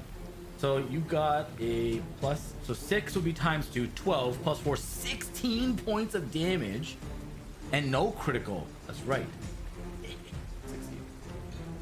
Okay, and then after that I will move here and hit this guy with my dagger. You walk over and the ogre already took his turn. Yeah. Also, no, the ogre can't attack. He Because, took his I reaction also hit already. Exactly. Damn it! It's all part Like, of my plan. even so, because with my melee attack on him, he can't react on me. I hate your guys' classes. All right, it's your turn. Yeah. You're over there beside the other guy. This is with sneak attack. Yeah, He did. that guy's dead. That guy's dead. Okay, well, you're able to save this woman, and as you was trying to shove her, like she like loses her footing, but you're able to dive forward, grab like the tuft on the robes on the front of her body, and pull her up and over and onto safe land here. She is good. Okay, it is the ogre's turn, as it is going to go here, and Bubo, where you are currently, the ogre's head is like almost right at knee level. This thing is huge. It's so large, but it looks down at you, Kate, and goes, "Little man, me squish!" and like goes for 2 large blows to the chest. The first one is a 11 to hit. Oh, 11 misses, I imagine. Hey, thanks for the follow, KOC. Mhm. I almost called you cock, but oh, cocky. Why do that? There's a Y right after. Why stop at? You know what? Don't worry about it. 22 to hit for the second attack. The second one hits. Okay, you again, you see this huge burst of ice that's starting to go to the hands, come down and connect with you for 13 points of ice damage. Okay. Okay, that is the end of its turn. And I use my telekinetic reprisal. What does that do? I say when I take damage from a creature, I can use the reaction to emanate some telekinetic energy. Deals damages and pushes them back. Yeah, 100% you can. I will do that right now. Oh, that was almost a 3. So that's a 23 on the saving throw. On a success, the creature takes half as much damage and isn't pushed. So how much damage? So go ahead and roll 2d8 force damage. We should make that macro where it automatically rolls the damage as well. Okay. For future. Makes life easier for you. So half. So I would take 6. Okay, nice. That is, he is looking bloodied. Nice. That is pretty good stuff. Okay, Kanan, it is now your turn after this giant lumbers over to you and goes, "Whoa!" Okay. I'm gonna do a rapier attack. Okay. That hits. That hits. Yes, it does. Yeah. Okay. Where'd my pencil go? Okay. Yep. That is- I'll use my bonus action for a second rapier attack. And infuse that. Another 3. Okay. By the way, how much? Microscopic damage. He's starting to look pretty bad, but he's not quite bloody yet. Okay. That's the end of your turn? Then- Did No, so I'm gonna get Mira to attack as well. Okay. God. Yeah, that is. And that's the end of my turn. by the way, did the ogre hit Kanan when? Yes, it did. Oh yeah, sorry, how much? It was How much damage for that It one? was 13. Ice. 13. Okay. I keep calling it ice. Cold and ice in my head are synonymous, so it's always gonna be like back and forth. Yeah, but isn't that like a different thing? No, it's the same I don't think concept. so. It's the same. Yeah, it's the same concept. One is just like the effect of it is the cold. Ice would just be like the physical property. Yeah, because like D&D is kind of weird where it's like wording is hard.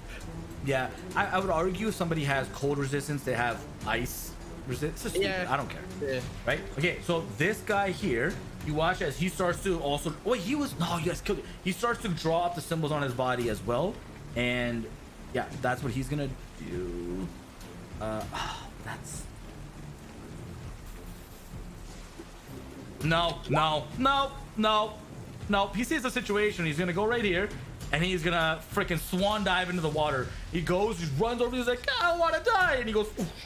He tries to dive straight into the water, which he does perfectly fine, and is beginning to be carried down river. That's as far as he gets on his turn. Norvac, it's your turn. You have this woman in your hand and currently fighting the current of the stream, which is going 5 feet against your movement. So you'd have 5 feet less. Okay, so I'd have like not much. You'd have you'd have 2 squares worth of movement with the difficult terrain. So Wait, which way? So would I have to climb? Thank you, Rumo. Yeah, so right now from where you are, you don't see any way to get her up and out other than like somehow grabbing her arm and like one hand climbing, but seems fairly not possible That's how she Hey, but I don't see any other option, do I? Not where you are, no. Then I might as well try. Okay, give me an athletics check with disadvantage as you have somebody who you're carrying. Heck, athletics and What? disadvantage. Which way is the river flowing? It's for downstream to the right. To the right. Yeah, to the right side of the screen. bet Yeah, I you fell. go over, you have her arm on your body, and you're trying to find purchase to like get up and out, but unfortunately, everything here is so slick from the moss that's grown over time on the rocks. None of your footings are catching holds for you to be able to even get up and out. That would be your action. So, unless you have anything else, and your movements. Well, you're right by the wall, so you would have 5 more feet of movement, or 1 square worth of movement. Okay, I'll try and move slightly upriver. Okay, sure. You're able to go up 1 more square. Nice. Yubo, it's your turn. This giant is still here of ogre. Is he blocking me from a range attack because he's close, or? Yeah, yeah. He Okay. technically can reach you. Okay, I'll just use my quarterstaff and try to. But it's not gonna land. I was trying to bonk the big guy, but it didn't work out. You just missed, by the way, by 1. That's the crazy No, part. by 2 because I have -1. It's just I didn't set it up. Gotcha. That's And not- I will not disengage. But I'll move away, so I should take damage from that. I'm assuming. Yeah, he's gonna try to hit you here. Yeah. Oh my god. 9. To Nope. hit? Yeah, no. I rolled a natural 3. That's brutal. All right, Thorfinn, it's your turn. You saved this damsel in distress who's currently you're sitting on the floor, I'll say, trying to catch her breath. You have your turn. Okay, I will go here. Go get my non-magical dagger, the only one I have left, which I didn't lose. And Moment I of will- redemption for Thorfinn here. And here's the thing: if I miss, I might actually lose my yearning dagger. It's like I'm not gonna risk that. That's true. That is Okay. true. Hey, but I don't know if you. I don't believe. You got a nat 20 on that? What is your luck? Give me some. Wow. Okay, that guy, you like kind of breathe. You're like, all right, steady. This is, you gotta prove it to them. And then you go and you like release it, like really nice. It's like you're like handing the dagger to him, and it just goes in slow motion, finds it, and right the square back of the head as he's trying to swim away frantically. You watch the body just kind of go slump, and with the flow of the water, slams against the rocks, and the dagger's still embedded, continues downstream, dead. Nice. By the way, All right. vibing, the cameras on stream are fucked. The F? Yeah. Oh, that's bizarre. That's I'm never like happened in before. between 2 fucking squares. Oh, I see the problem here. That's bizarre. I'll fix that in a second. Thorfinn, unless you have anything else to do. I'll just move here. Okay. I see. Okay, that's right. Hold on, I gotta figure this out. That's funny. I'm so far like through this session and just noticing this now. Yes. No, not you. I'm talking about myself here. Yes. Is that right? That seems right. Good enough. That's pretty damn good. And then Yubo. Sorry, guys. Just hide that one for now, I guess.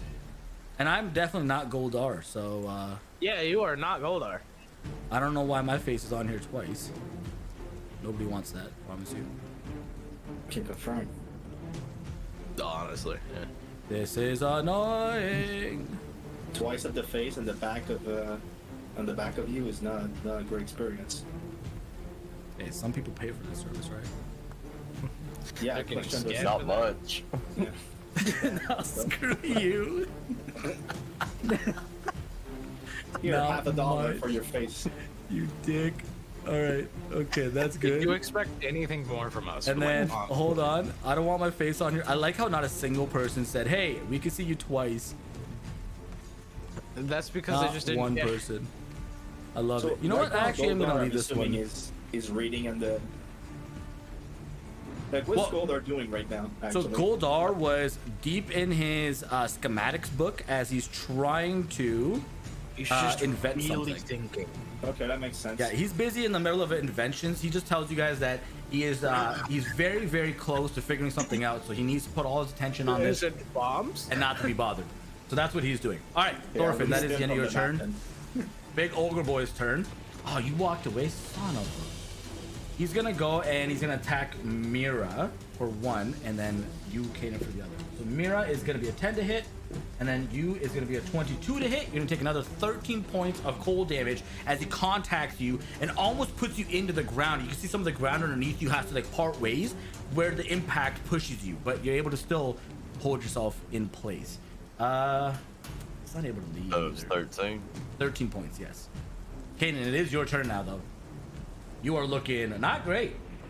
Oh, Okay. I did that wrong. Your fault. Did what? I don't know what you're talking about, but it's your fault. I forgot a feature that I could have done. It's your turn. Go for it. Okay. Kill it now before he does it. I'm gonna use a healing potion Okay. for 7. That helps. He'll still probably kill me if he He hits can me. still kill you, just kill it instead. Yeah. Always resources. So sad. Rapier attack. All right, go for it. That does hit. Infuse it. Oh, That's it max is looking bloodied. Okay. And More then than bloody at this Mira, hopefully Mira finishes him off. Mira does not finish him off. He's looking really bad though. I'll say for the next, because you got Norback and everybody still going. Over the course of the next few turns, you guys are very easily and quickly able to dispatch of this large ogre as a cohesive unit of combat-driven psychopaths.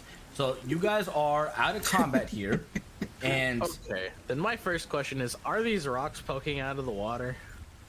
yeah. So there are some rocks that kind of, it's enough space for you to be able to stand on it. Yeah, that's what I was trying to think. I would like to try and stand on this rock. Yeah, you're able to bring her over We, and are standing on there. So I'm gonna stand. Okay, and then I'll feed her healing potion. Okay. Nice. You have I'll try stabilized her. to, She's still knocked out, but she's stabilized. You can roll the health if you want. Can I toss a rope? Try to help him get up. Nice. Yeah, you reach across through your backpack and you drop down a rope 100%. With the help of one another, you guys are able to secure her at the end of the rope, and with Norback's strength, easily able to get her safe and out, and Norback as well. Basically, just toss. Yeah, just like freaking hammer toss her up. Good lord. The giant corpse Rounded. of the ogre still there, and same with the other folks. The two women are now extremely well, the one is aware and the other one's still kind of out cold, but so one runs over to you and just is extremely thankful, starts to give hugs, and is just crying and very, very thankful of your guys' I'm gonna- happy to be here.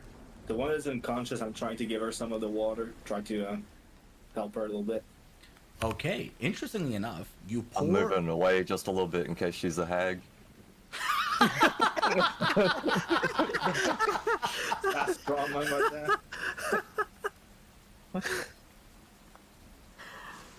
Man's got a little bit of PTSD. Sometimes the players write a better story than the DM does. That's what just happened. I wish I had done that. You begin to pour the water to this lady, and again, same thing. The chest expands, and it's almost like you're giving her more vigor, and she wakes up just from that water touching her lips, and starts to breathe heavily and cough, but is fully conscious and able to speak at this moment. So what happened here? Like, why were you two attacked? We have no idea. We were just walking down the road, and we're trying to make our way over to the tower. We heard that there were some people that were in need there of clerical works and help. Figured we would go and do our due diligence, and we were attacked on the way there. We have no idea why. Probably bandits or whatever they were. Whoever they were. So your clerics, who do you worship? We are the worshippers of Ron. We were Funny enough, we were at Feywin. I am interested in learning more about Round. So it's unfortunate that I came around you. I met some of them in Feywin. They gave me this bottle here, and I showed them the little flask, essentially, the water skin, and they told me that to try and help people, and we just stumbled upon you guys, girls, We're ladies. extremely happy and glad that you did, because and like the one kind of looks over her shoulder over towards the river at the bottom down here, and you can see that the dead body is still half on and off the rock, and they're just it's extremely unfortunate, but the world is it's such a dangerous place as of late. If you don't mind, could you help me get our sister out of the water, please? Of course. Okay. I'll jump back in. No problem. You're able to run over Norback and just huck your body straight in. Big giant cannonball splash. Swim over onto the boulder. You have this limp body of a female with the blue drapings. I will try and just toss them to fucking Thorfinn and Yubo. I mean, if you miss, it's pretty disrespectful for the body. That's not. I'm at this Okay, point, I don't care. I already had to get in the water twice. Nobody forced you. You jumped. Like, what do you do? By the way, this RP is actually happening. The two are over there weeping, and you guys are like, "You jumped in on your own." It's like, I gotta use. That's because I had a feeling no one else was gonna do it, and I didn't feel like having a conversation about it. So fuck just your shut feelings. up. Attach the body to the rope. Yeah. No, and I'll just chuck the body at them. So, Thorfinn, what did you say you wanted to do? Yeah, I mean, since I was like trying to prepare my rope and watch Norback attempting to toss, I'm just getting myself ready. Ready for to catch it? Yeah. Okay. Because like I was starting to get ready with the rope and get down in the water. Here's how we're gonna do this. Prop her up. Norback, give me a strength check, and you can do it with advantage because of your Goliath ancestry. You treat everything as a larger size. I'll give Yubo and Thorfinn. I'll give you guys the opportunity to make a dexterity check, or you can give the other one the help action and give them advantage. Yeah, I'll help Thorfinn. There you go. So Thorfinn, roll with advantage, a dexterity check, and then Norback, roll with advantage, a strength check. One is to toss it up this 30-foot cliff. The other one is to catch it in the midair as it approaches. I got this. Yeah, very much. You have advantage. No, you have advantage. That was roll again. Yeah, you have advantage of the help action. Oh, that's not much better. Norback, you start to grab the body, you wind it up, and there's blood spilling like all over the place when you're doing this. You're winding the body up, and then the body like reaches through the water, and you use that momentum to toss her straight up, and the body like spearhead straight to the top. Thorfinn, you go and you're like, I got this. You go out to grab her, you're like, I don't got this. And the body comes up and cartoonily goes right back down and is plummeting back to the water and goes right underneath. This time I'll try and go in and get it, and then finally just attach the body to the. You're the one who didn't catch it. Don't blame me. You guys suck. We asked you not to do it. First of all, you tossed it by surprise. I didn't. I'm just gonna grab the body and attach it to the rope. Come, I'm just gonna go grab the body. Okay, you stop her and you're on this rock here. So bad. Shall we try this again? No, attach the fucking rope. I swear to God, I'm gonna link with my patron again just to murder you in the water. Stop this. I throw the body. Oh, Don't throw the body. God. I will throw them. I do not care. Do not tempt me. There's a rope that's hanging right beside you. Thorfinn is dropped and he's like, you can use it. What are you doing? I swear to God, Babin, if I can't Eldritch Blast this man, I'm gonna be pissed. I'm gonna throw it at you, Bo, out of spite. No. Give me another advantage athletics check. You mean strength? Sorry, that's what I meant. Strength, yeah. The people at the top, same situation. Since you're both there, you can do it with advantage or not. God damn it. Or roll your own individual dexterities. Actually, it's just this. Oh my God. The body again swung. This time you throw it, and rather than getting it up in front where they can catch it, it basically hits the side of the cliff at their feet. And you guys reach down to try to grab her, but she just slides slowly down the side of this rock face and then pries off and hits the water and starts to... This time I'm just gonna grab her and attach her to the rope. This time. Oh, Jesus. Look at this. A brain cell lighting up. Jesus Christ. I can only try so many times. Okay, there's a rope. Okay, I'm gonna attach her to the rope. The rope comes down, you're able to tie her to it, bring her body up. Absolutely mangled. Mangled. I can't imagine the two ladies are too happy about this situation. This is how we found her. There was crying at first, and now this is wailing. They are weeping to such an extent that they are just mortified. And the one, when the body comes up, the first one comes over and immediately takes her body off to the side and like takes her like I'm just saying takes her the dead lady's robe off, immediately blocks her body because it's brutal, like twisted nose, one ear that's like broken into, it's gruesome. And the other one goes over and takes her chalice out as well, the mug, and puts it right beside her and starts to she does create water inside of it and starts to do a ritual around to use like candles and things out of her pouches. And the other one sits down as well, and they're still crying through this ritual that they're performing beside their friend and their fellow sister. And after about, unless you guys are doing anything, they're doing their I would thing. like to help them. Yeah, I was going to ask if I could help with them. Sure. They say yes, please. That would be lovely. And especially with you, Yubo, since you're starting to take that part of that, they say take your chalice, put it at her head, and we'll instruct you on what to do next. So can I just kick your back over the head when he tries to climb back up? You like slap him over the top of the head. It's like, God. You should have caught her. That's what I blame you. You should have caught her.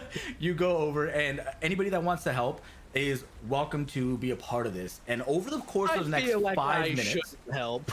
Oh, You've done enough. it's up to you. Over the course of the next 10 minutes, is the ritual. You watch as the corpse that was almost entirely moving and just dead altogether. You watch as the mouth begins to spit and spurt out water, more than is reasonable to be inside of any normal person. And from inside of it, it's almost like a small pearl, like a gem, a little bead is present. And all of a sudden, it gets whisked away and it just vanishes out and into the ether and disappears about 10 feet above your heads. And the ladies look over, they hand their heads, and then they say, please move aside, and asks you all to move off to the side. Take her body and throw her into the river. And they kind of just wipe their tears and walk over to you after the fact. They say, well, at least her spirit is with Ron now. That's After at least all that work I did to get her out of the damn water. Fuck, shut up. They kind of just shake their head and they're like, well, it doesn't matter. Regardless, I'm sorry for my friend. He's a little bit dense. It's not his fault. He was hit multiple times over the head. It's again, like you said, it's not a problem. It is. Everybody handles their own way through life, right? We do it through prayer. He does it through throwing dead bodies. I don't think he handles anything really, but I appreciate the sentiment. Sure. It's more or less, I think, I bring violence into just about everything. Okay, but that's if what I did. yeah, so I'm just tell them that if you need to rest, we have like a camp. We were with people. We've strong warriors that can give you company and protection for a while if you wanna rest. So they're right over there, and point them to where the camp is. They happily Where the troop is. Yeah. happily accept your invite, and they make their way over. And again, as you guys are making way over, that Before little cat. No, I mean before we leave, I just didn't want them to see what I was gonna do next. Oh, sure, okay. Because like I wanna take the troll of the head and then carve is the symbol still in the troll's chest? Yep. I will carve that skin off of because like I don't have like writing materials with me, so I'll just carve the ones with the whole thing with the symbol. They say you do so I that. can. Unless you're waiting for them to be like Yeah, long I'm waiting for them to leave. Yeah. Oh, Waiting okay. for them to leave. Then in that case, yeah. I mean, unless somebody's escorting them as well, like they're just gonna be walking. I will actually. I'll Alright, talk so- to them as I walk.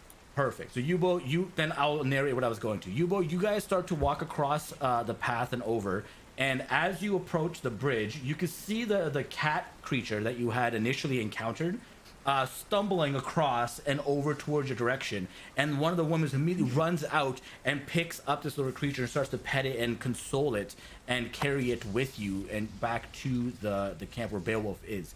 On that journey, she explains to you that this was the pet of the way it's communicated, it was less of a pet and less of a familiar and more of like a relationship, a bond that the two had, that they had built out of respect and mutual understanding. And this thing basically bound itself to her, and now is without a companion. So they're basically taking care of it, and all three of you leave. While that's happening, Thorfinn, you have your opportunity to go take the head off entirely. It's a brutal process, by the way. You got to go through the pharynx and cut the freaking spine off. The head itself is like 35, 40 pounds. This thing is huge. It's easily the side of your torso. Like we're talking this big. It's no joke. But you have that, and then a large leather, like about this large of a symbol in your hand, and it looks just like that. I'm gonna try and show it to Norbak. Hey Norbak, you can show this to your new friend. Finally, I cannot look like an idiot. Show this to your new friend and see what we've got. Like you know, the bragging rights or something. Can I check? Of course. I'm just gonna hold it over. I'm just gonna pick it up and hold it on my shoulder. Can I check the cloak guys to see if they had anything useful on them? Sure. Give me an investigation check.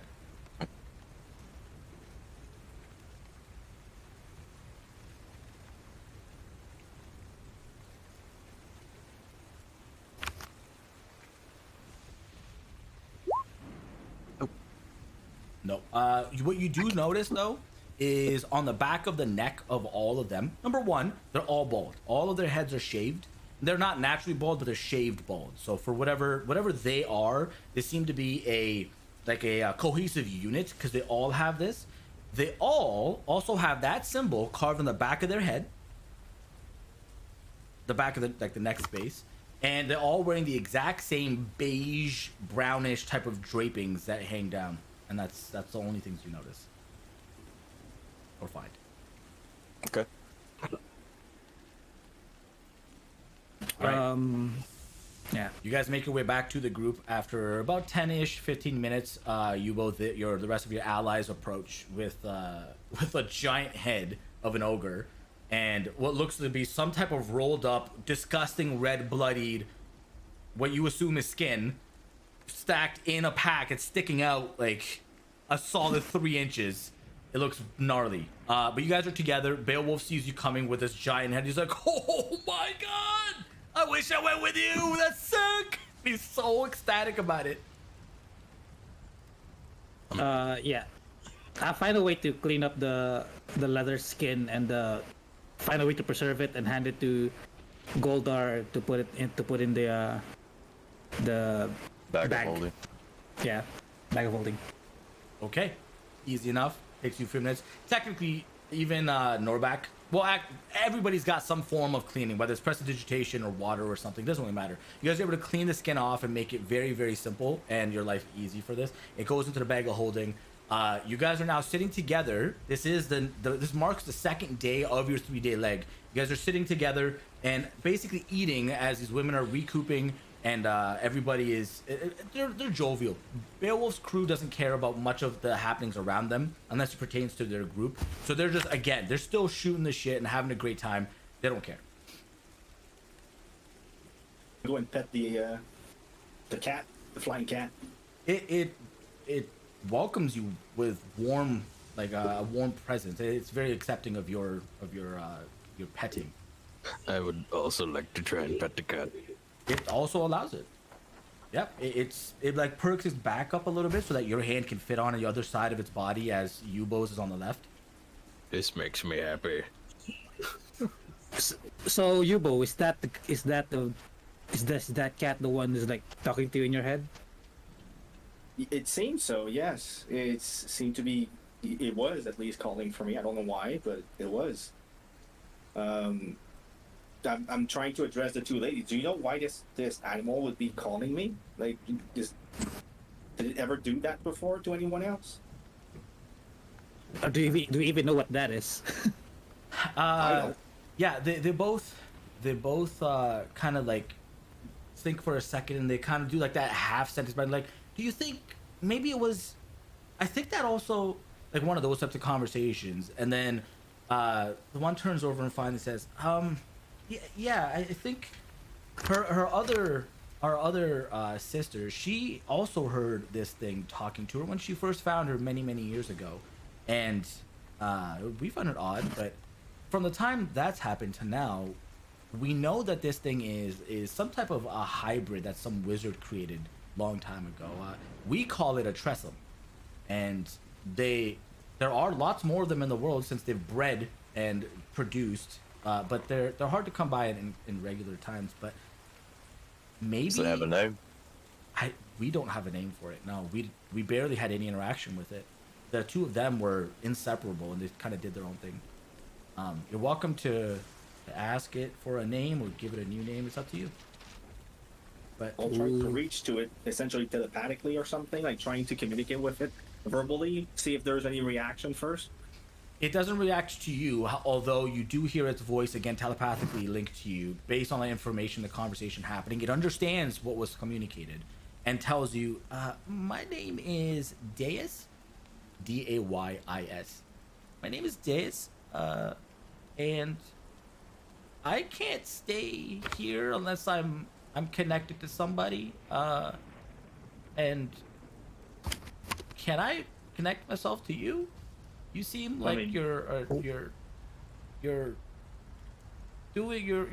doing the right things here, and I appreciate the help for my friend. I will gladly take you around. Gladly. You seem like a lovely creature. Okay, and it walks over to you and begins to do the thing that cats do, where like figure eights between your feet. And about after the third or fourth figure eight between your feet, it begins to shed this brilliant white light that then erupts into this like wave of water that spills out, and it just pops out of existence. But inside of you, you can feel its presence still available somewhere inside the ether. So you effectively can now, when you cast Find Familiar, pull a Tressum from the world rather than any of the other options. Okay, the ladies also say that I think that the cat thing, the Tressum, maybe it was able to get some of the qualities that Ron teaches. So maybe Ron was using it as a conduit to reach out to you, since you said you're trying to learn the way. That would make sense. That would be great, actually. That means I'm on the right path. It's bizarre, though. You don't look, sorry, no offense here, but you don't look to be anything special or anything awe-invoking. You're just like a regular person that we interact with. I am, yeah. At least right now, I'm a regular person. But I've had experience with other divine entities in the past. Not divine, but higher powers, so maybe that's why. Perhaps you're divine kissed. Who Maybe. knows? After that, they continue to eat their meal. Everybody's kind of like really into what just went down, and the guys are like, yeah, dude, I want a bird cat. That was dope. And they're all just like, where do I get one? And they're just having conversations like, dude, if I had one, I would drop cat shit on these guys all the time. I hate those guys. And they're just like going off with each other. The night passes without any other eventful things. I was gonna want to ask Beowulf. Go ahead. Yep, he's available. I was gonna, cause like I was gonna ask him, was like, you last time in at the tent carnival thing, you used a really cool weapon and it had light. I was wondering if you could tell me more about it, cause it looked really cool. Oh, you're talking about the wolf heads. Yeah, those. Let me show you something. He walks you over to the cart, and right underneath where he was sitting, he opens a compartment, and he takes the two wolf heads out, hands you the one, and he has the other one in his hand. He's like, look on its forehead. And on the one, you can see there's a half symbol. It looks like a half crescent moon, almost. And then on yours, it's the other half of the moon, and they fit almost perfectly. Like it's like two halves of a puzzle, like a yin and yang almost. Yeah. It's like, when I'm nothing special. I was just part of my tribe. Kind of like you, I imagine. Nothing special. But Well, it's just me now, but like, where do you come from? I've met your people before. Where? Maybe not the same, but where are you from? somewhere from the Shattered Lands. That's where I'm from too. Eh. Yeah, we come from the forest realm of the Shattered Lands. I've met Wasn't I in the mountains? That's where I've met your people, is in the mountains. They're still, Yeah. Maybe they're not the same tribe, but they're still there. I did dealings with them not long ago before coming here. Wait, how long ago? Maybe 4 months. they had some type of a problem with giant ice creatures, and they had to be dealt with. Well, I left less than 4 months ago, I think. And well, last time I ran away from everyone getting killed. Oh, well, perhaps they're stronger than you think. Maybe there's still a few that are alive. Maybe, but I'd have to go looking. I think you should. There's nothing more strong in this world than family. And he points to the allies in your group, says, from what I can tell, it seems like you're starting your own family here with them too, but blood is blood. It's hard to leave that behind. And he kind of like she's like, anyways, and like that's like a moment in like his entire demeanor where he gets a little bit more emotionally connected and available. And he kind of like shrugs. He's like, anyways, so these wolf heads, I was on a boat, and you wouldn't believe it, but a wolf whale, craziest shit I'd ever seen. It was a whale with a wolf head, came out of nowhere. Jumped onto the boat. You're laughing, Thorfinn, in the distance as he's saying this extremely loud. No,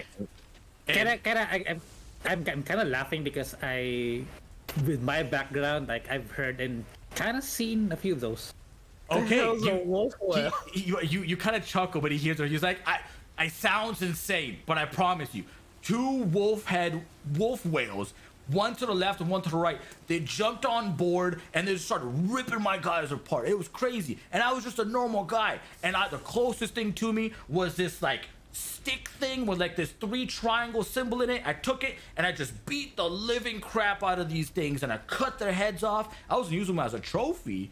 And then I woke up one day and my arms had these veins across them and they were like, it was like an itchy feeling. I was getting itchy feeling to like go and grab the wolf head mantle pieces I just made. And the next morning, my life changed forever. I felt stronger. I felt faster. I felt gorgeous. Damn, you're making me really want a pair of these, but these are yours. Oh, I can't give them to you. This is I my never thing. expected you to. Okay, well, I mean, maybe in the future we can train together, and that'll. I've learned a lot in my travels, so maybe I can share some of that knowledge with you. Yeah, that'd be nice. Okay. So I want to ask Beowulf if he's got anybody in his crew that might can patch me up a little bit. They basically go and they grab whatever like poultices and healing salves that they have that they've very crudely made. But Beowulf does have a potion himself. He hands that to you, tosses it. And he's like, you can have this. I don't really need it too much. Killing me is more than a feat. I also think it would be nice to have your bard sing me a song while I heal. First of all, he's not my bard. Let's get this straight, okay? I don't do any dealings with those guys. I paid him for his services, though. Secondly, he looks a little worn out tonight. Okay. He looks a little tired to be able to just make you a diddle out of thin air. Well, while we're here, I'm gonna ask. I wanna ask Beowulf if he's encountered these types of creatures, like with the head that we got. Oh yeah, of course. Tell him what we of the encounter that we had. He kind of looks at them and he's like, of course, these are ogres. They're stupid as they come. Children are smarter than these things. But here's the thing though, like they weren't ogres before. Like they were humans that turned into ogres. Have you encountered this before? I wish I could show you this. Actually, maybe I can. No, I can't. Of course I can't. I rolled another nat 20 on a history check. That's 2 nat 20s on history checks. One for the trestle and one for this. That's you disgusting. better have a good one for this. This insane. man knows everything about history. It's wild, man. Oh my god. He says, actually, I think I have heard something. It's not a long ago conversation that's been coming up. It's more of a rumor than anything else. But I've been hearing conversation that the frost giants from the north are starting to come down and spread their teachings and their magics to cults effectively. These people that worship them, and I don't know if you know anything about the gods, but their entire power comes from worship. The more that worship them, the more powerful they are. So I think they're trying to start doing this. I think if they've found a way to get that worship, that praying power and harness it. And I think some of their main, not lieutenants, but some of their more emerging followers are granted this particular power. So, but again, it's just rumors. I don't know how real this is. But I fought ogres, but not what you're saying. That's weird. Okay, well, if you check, so I'll try to show him the leather skin, and then if you check those bodies like that we left over by the battlefield, it's just this should like just to be aware, like we've got this going on, and they were trying to kill other people of other faith, so that's also something that we need to be aware of. What are these two ladies over there? That's whom they were trying to kill. He kind of looks over. He's like, I don't know them. I don't know what their deal is. But he's like, no, I'm sorry, but like, you people are all like blah, blah, blah, blah, people, and I'm not a blah, blah, blah person. I'm gonna hit you with a fist in the face, person. You need that, you let me know.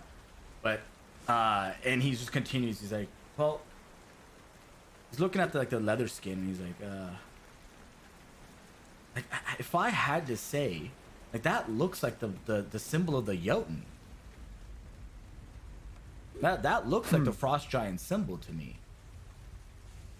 So it's That would very make possible. sense. They were using some ice magic, so that seems about on point. There you go. I mean, that's too many coincidences for it not to be a thing. All right.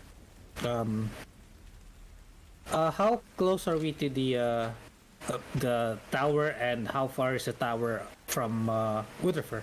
You guys are a day from the tower, and Winterfur is 2 days from the tower on horseback, or like in this traveling condition that you have with this cart. So will we arrive before whatever tournament or whatever? If we borrow horses from them, or like buy horses from the group, we can reach I'm pretty sure Winterfur. if we don't have a horse, given like a horse is what, like 50 feet or something. 60 feet per turn. So it 60 literally. per turn. So it's double your speed. So we would be there in 4 days if we were by foot from the tower if they stay at the tower. So we would probably be there on time, but like barely. Yeah, Basically. you guys had effectively 1 day to get there if you guys did it that way. Because like with the timing of everything, you guys know that the day you're supposed to arrive is on Colwyn. Oh my gosh, what is my sheet here? Yeah, you guys are supposed to arrive on Colwyn 1. Colwyn 1 is the tournament date. Right now, because you guys have traveled for 2 days, it is Dizarth 24th. Right? And so you guys still have 5 days to get there. You have 1 more day to get to the tower. Whatever dealings you do there, if you choose to stay another night, you'll be leaving on the 26th, and you would have 3 days to make it. And the third day would be the tournament day. So unless you showed up that same day, the third day, right, on the 25th, did your dealings that day and left right away, you could get there by walking. Yeah, makes sense. I mean, we should just get there as soon as possible, so we can like register for the tournament, make sure we have some stuff in town. So like, I mean, we just at this point we're just gonna keep going with them up to the tower, and then keep going by foot. That's it. I mean, I think it might just be faster just to stick with him almost. Well, because they're gonna stop at the tower, so Yeah. if they're not done within the day, we're screwed. So we might as well not. Yeah, they'll probably be done within the day. Even if Personally, they're I'm not gonna not, risk it. I'm it's gonna still walk. gonna be faster with them because it would take us like 4 days to get there. Even if they took a day, they'd still get there before us. But we don't know that's what's gonna happen. Then why don't you ask him? But we don't know I how don't long think- they're gonna be in the tower. Nobody knows. Nobody knows what happens in the tower, so we don't know how long. It it's gonna shouldn't take too long. Well, you don't know that. I don't know that. So I'm just gonna walk, and you guys are free to follow or not. But I'm gonna walk. Yeah, I mean, as curious as I am with the tower, we are on a time crunch here, kind of, because like as much as possible, we kind of need like a day to gain as much information as we can before this, whatever this tournament is, and we don't know what kind of situation is gonna be there in Winterfur. We can always try to go back to the tower if they're still here. Yeah. But like we're in Let's go right now, we have no guarantee they're going to be done within a day or two, so we might as well not risk it and just go with the safe option. Otherwise, we miss an entire event. It's silly. Yeah, so I'd like to make it to the tournament in time. Okay. Well, Yeah, and yeah. you guys have these conversations. We'll say that you finish your night's events, conversations, eating, building some of these bonds, having these conversations. You finish the night's rest. You wake up the following day to continue having these conversations while traveling over towards the obsidian tower. You will arrive there on this day with the strong wind on your back from the entire event, like just the weather system as is. You guys can get there. You guys would get there a few hours early, and that time Beowulf will use to set up the entire, find a spot and everything. But as you approach the obsidian tower, about 5 to 6 miles out, you can see this super tall skyscraper of a structure, huge, and there's not enough sun out for it to really glisten, but the little bit of god rays that do hit it, it definitely shines off and like breaks away very, very evidently. Getting closer, this is dark as night type of a material, and you can see coming over like a little hill that probably 1 to 2 mile square radius around the tower at its center are just tents, caravans, campfires, and just people everywhere. It is clearly a very strong place for people to gather and attempt this feat of strength inside of this tower too. Getting closer, Beowulf just is like, "No, we'll just set up on the outside. Doesn't matter." They find a nice little quaint space, start setting up their things, bring out like knapsacks and all that stuff, making a campfire, the usual happenings of a place of operation. And Beowulf starts to walk around and is just kind of like getting to know people. He's very charismatic. He's starting to build relationship and like, "Oh, how you guys doing? You guys been in there? What you guys see?" And everybody's just like, it's like a very jovial, friendly environment for people to spend time with together. And you know what? That is where we're going to finish the session off today. That's where we're going to finish it off today. Yeah. So next session, you guys will have the opportunity to go in if you want to, or just continue to travel forward from this location. All right. Okay. I'll be right back. Give me a second. Okay. So there we go. All right. That was a session and a half. That was a good session. I like that. These guys got to travel from a city to the next city. They got to find an interesting creature that is now available as a familiar to the warlock, which is dope. They've got to build a little bit more relationship with the Temple of Ron, and Beowulf got a little bit more world knowledge, which is dope too. And they have started they're actually at the Obsidian Tower, which is super cool. I was not prepared for them to go this direction. Luckily, I had most of this prepped, just none of it's like pulled up and ready for me to do. But I had this stuff prepped for last session because I thought they would go then, but still pretty cool. Regardless, this was fun. I'm glad you guys hung out with me. If you liked it, definitely leave me a, if it's on YouTube, what is it? Subscribe? Yeah, subscribe or whatever. Leave me a comment too. But regardless, thank you guys so much. I hope you have a lovely weekend. I'll see you guys for the stream on Monday for some more Noita. But nonetheless, you guys are awesome. I love you guys. Bye. That was quite funny. Yeah, I'm glad that you liked it. I'm glad that you liked it, Cocky. Hey, by the way, welcome. Thank you to everybody. Bama Twin Joe, thank you for the bits. Rebel, thank you for the sub. Sparky, thank you for the sub. Phantom, thank you for the sub. Cocky, thank you for the follow. Welcome to the Sunshine Valley. I appreciate you so much. I know I said I was going to end up, but still, regardless, I want to celebrate you guys. You guys are awesome. I look forward to having you guys here for the next one every Saturday, unless I cancel it, which I'll let you guys know in the Discord. Go check that out if you guys have not already. All my notifications happen in... Well, I spelled that wrong. All my notifications happen in Discord. Yeah, there we go. So you'll get ahead of it and you'll know when things are or are not happening. But regardless, I gotta go. I'm gonna talk to these guys, debrief, and figure out what's happening.